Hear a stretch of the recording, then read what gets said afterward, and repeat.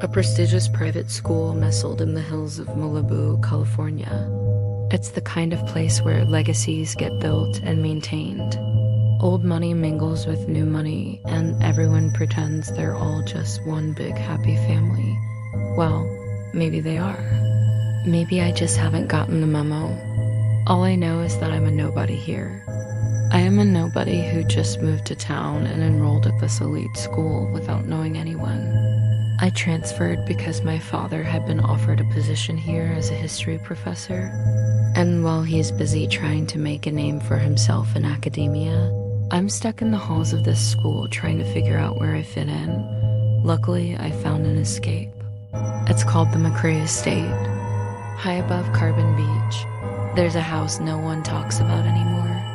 A rotting estate where the cliffs crumble and the ocean gnaws at the rocks below. And while everyone else thinks it's just some crumbling mansion with a tragic history, I think there's something more going on there. Like the legend of Bloody Mary in the bathroom mirror, or alligators playing poker in the sewers of New Orleans. This is one of those places where the veil between our world and the next one is paper thin. There is something about the way the moonlight filters through the trees at night, or the shadows stretching long and distorted at dusk, that makes me feel like I'm being watched. And not just by the ghosts of the McCrea's past, but by something or someone else entirely. Something darker, hungrier. I'm not sure exactly what it is, but I do know that I'm drawn to it like a moth to a flame.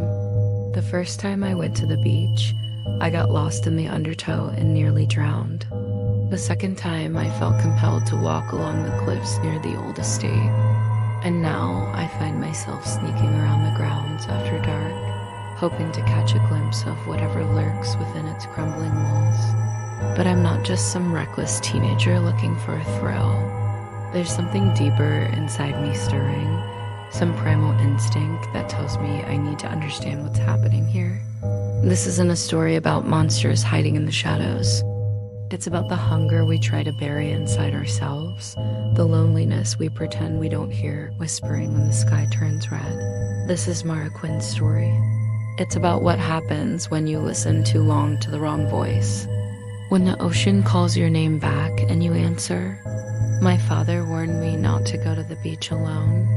He didn't elaborate, but his eyes were filled with a strange mixture of fear and sadness when he told me. I didn't listen. Now I understand why. The beach at night is a dangerous place, especially if you know where to look. I wasn't the first to discover the cove where the old boathouse used to be. I saw the scrape marks in the sand, the disturbed earth, and the half-buried bones before I heard the whispers. The whispers told me things I didn't want to hear, things I couldn't unhear. And as the darkness closed in around me, I knew I wasn't alone. Something was watching me from the shadows, something ancient and powerful. I turned and ran, stumbling over rocks and scraping my skin on the rough concrete. The whispers followed me, taunting me, urging me to keep going. I didn't know where I was going, but I knew I had to get away. When I finally stopped, gasping for breath on the cold, hard sand, I turned back to look at the darkness that had swallowed me whole. That's when I saw the eyes.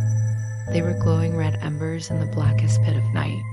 They burned into me with a hunger that chilled me to the bone. And then a voice slithered into my ear, smooth and silky like venom.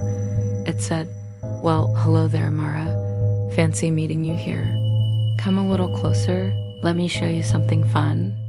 As the creature emerged from the shadows, I could see its face, or what was left of it. Fangs glistened in the moonlight. Its eyes burned with unholy fire, and its skin was as pale as moonlight on snow. "Who are you?" I whispered, my voice trembling. The vampire smiled, revealing a mouth full of razor-sharp teeth. "Why, I'm just a friendly neighbor," she purred. "And you, my dear, are in grave danger."